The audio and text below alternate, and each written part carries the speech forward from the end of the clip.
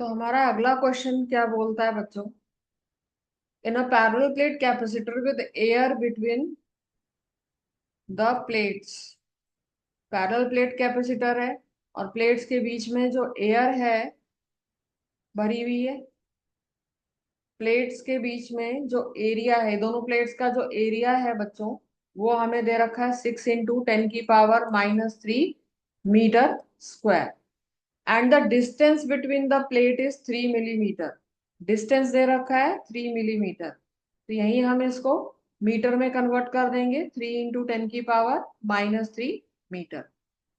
तो हमें बोला गया calculate the capacitance of the capacitor if. तो पहले पार्ट में हम इतना ही करते हैं। क्या बोला गया हमें?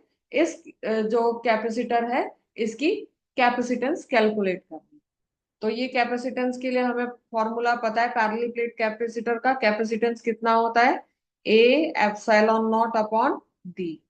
तो एरिया हमें गिवन है, दैट इज 6 × 10⁻³ एप्सिलॉन नॉट की वैल्यू होती है 8.85 × 10⁻12 divided by distance between the plate, that is 3 × 10⁻³ metres. तो यहां से ये 3 से 6 को कट कर देगा। और इसको जब हम सॉल्व करेंगे बच्चों, 8.85 को 2 से इंटू करेंगे तो ये आ जाएगा 17.7 × 10⁻², 12 फेरेड। तो जो ओरिजिनल हमें कंडीशन दे रखी है, इनिशियल कंडीशन, उसमें जो कैपेसिटर का कैपेसिटेंस है वो आता है 17.7 × 10⁻12 फेरेड। अब हम देखते हैं हमें अगला अगला पार्ट क्या बोला गया करने के लिए। तो अब हमसे बोला गया बच्चों कि अगर ये जो कैपेसिटर है जिसका कैपेसिटेंस हमने निकाला है, इस कैपेसिटर को आप एक 100 वोल्ट की बैटरी से कनेक्ट कर दो, तो हर प्लेट पर चार्ज कितना होगा।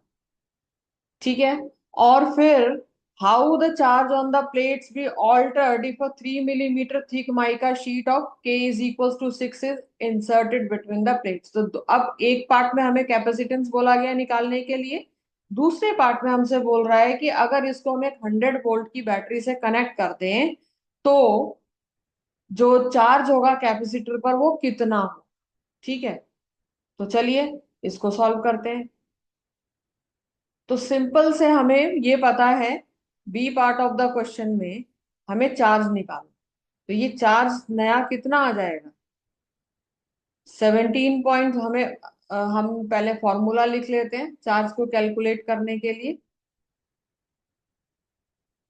तो हमें पता है चार्ज क्या हो जाता है, charge is equals to C into we.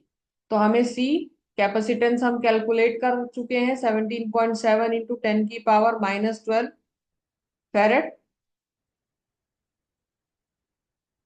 और ये हो गया इनटू वोल्टेज। वोल्टेज हमें बोला गया था 100। ठीक है। तो यह हमारी वोल्ट कितनी आ जाएगी?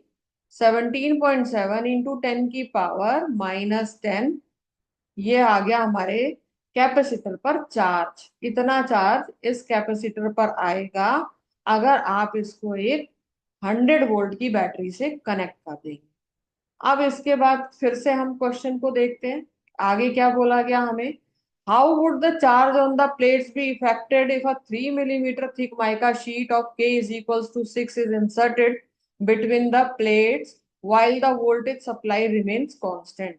तो हमसे पूछा गया कि अगर हम एक माइका की शीट जिसका डाइलेक्ट्रिक कांस्टेंट 6 है, वो हम इन दोनों प्लेट्स के बीच में लगा दें तो चार्ज पर क्या इफेक्ट पड़ेगा। तो बच्चों हमें पहले ही पता है कि जब हमने क्या चीज यहाँ पर हमें बोला गया कांस्टेंट रखने के लिए, वोल्टेज रिमेन्स कांस्टेंट।